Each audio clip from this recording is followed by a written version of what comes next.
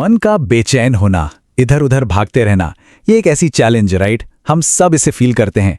लेकिन सोचिए, क्या हो अगर इसका सॉल्यूशन किसी 5000 साल पुराने ग्रंथ में छिपा हो, और वो भी ऐसा जो आज भी उतना ही रेलेवेंट है।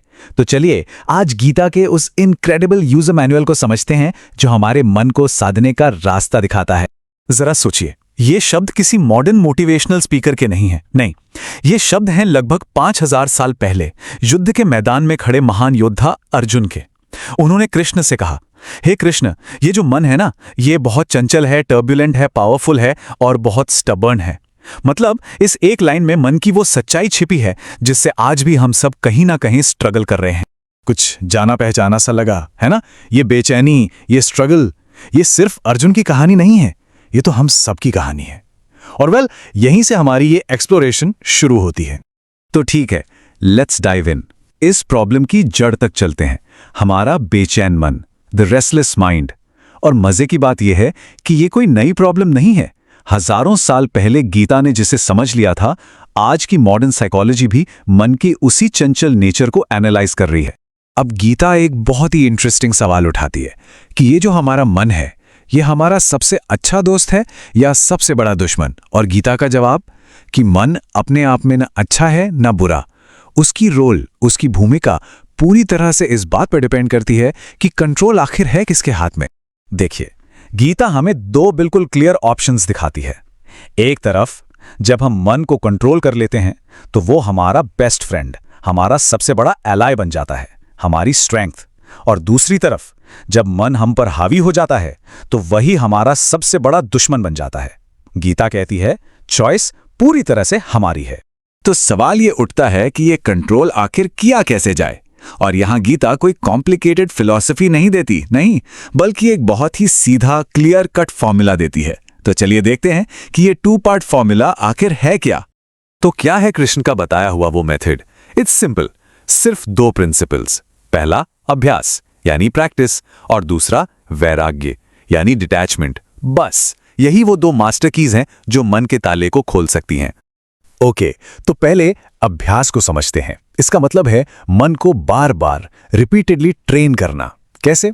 मेडिटेशन के थ्रू, किसी काम पर फोकस्ड होकर और डिसिप्लिन के जरिए। ये बिल्कुल वैसे ही है जिसे आज की साइंस न्यूरल ट्रेनिंग कहती है। मतलब अपने दिमाग के पाथवेज को मजबूत बनाना। अच्छा, अब आते हैं दूसरे प्रिंसिपल पर, वैराग्य। और देखिए, इसका मतलब दुनिया छोड़ देना बिल्कुल नहीं है। इसका सीधा सा मतलब है अपनी डिजायर्स और वरीज का गुलाम न बनना।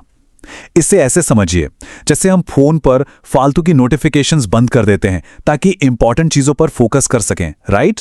ठीक वैसे ही वैराग्य हमारे मन के अंदर के बैकग्राउंड नॉइस को कम करता है। यहां पर एक बहुत बहुत इंपॉर्टेंट बात समझनी है। गीता मन को कंट्रोल करने की बात करती है, उसे सप्रेस करने यानी दबाने की नहीं। और इन दोनों में जमीन आसमान का फर्क है। गीता का अप्रोच मन से लड़ने का है ही नहीं, बल्कि उसे समझने का है। वो ये नहीं कहती कि मन की एनर्जी को रोकने के लिए एक डैम बना दो, नहीं। वो कहती है कि एक स्मार्ट फार्मर की तरह उस एनर्जी को सही डायरेक्शन में चैनल करो, उसे रीडायरेक्ट करो। ये कॉन्फ्रंटेशन नहीं, ये इंटेलिजेंस है। कृष्ण इसे एक बहुत ही खूबसूरत मेटाफर से समझाते हैं। इमेजिन कीजिए, हमारा शरीर एक रथ है, हमारी सेंसेस घोड़े हैं और हमारा मन वो लगाम है जिससे घोड़ों को कंट्रोल किया जाता है। लेकिन सबसे इंपॉर्टेंट, इस रथ को चलाने वाला, वो सारथी, वो ड्राइवर हम खुद हैं। अब सोचिए, अगर ड्राइवर ही लगाम को शक्ति से नहीं थामेगा तो रथ तो कहीं भी भटक जाएगा ना। कंट्रोल हमेशा ड्राइवर के हाथ में ही होना चाहिए। और ये सिर्फ कोई 5000 साल पुरानी बातें नहीं है। The most amazing part is, Gita के ये प्रिंसिपल्स आज की मॉडर्न साइंस की कसौटी पर भी एकदम खरे उतरते हैं। देखिए, आज साइंस जिससे न्यूरोप्लास्टिसिटी कहती है, मतलब हमारे ब्रेन को प्रैक्टिस से बदलने की एबिलिटी, वो गीता के अभ्यास वाले प्रिंसिपल का ही तो मॉडर्न प्रूफ है। रिसर्च ये प्रूव करती है कि मेडिटेशन से स्ट्रेस कम होता है, फोकस बढ़ता है। ये सारी बातें गीता हजारों साल पहले ही बता चुकी थी। तो आखिर इस सारी प्रैक्टिस का, इस सारी मेहनत का अल्टीमेट गोल क्या है? गीता कहती है, मन की शांति ही परम सुख है। Peace of mind is the highest happiness. और यही वो सबसे बड़ा रिवॉर्ड है जो इस जर्नी के आखिर में मिलता है। तो द की टेक अवे सबसे जरूरी बात जो हमें यहां से लेकर जानी है वो ये है कि भगवत गीता सिर्फ कोई थ्योरी या रिलीजियस टेक्स्ट नहीं है। नहीं, ये ह्यूमन माइंड के लिए एक practical hands on user manual है, एक गाइड बुक। तो आखिर में ये पूरी बात एक सवाल पर आकर रुकती है, एक सवाल जो हम सबको खुद से पूछना चाहिए। हमारा मन हमारा एक पावरफुल टूल है या फिर वो हमारा मास्टर बन बैठा है?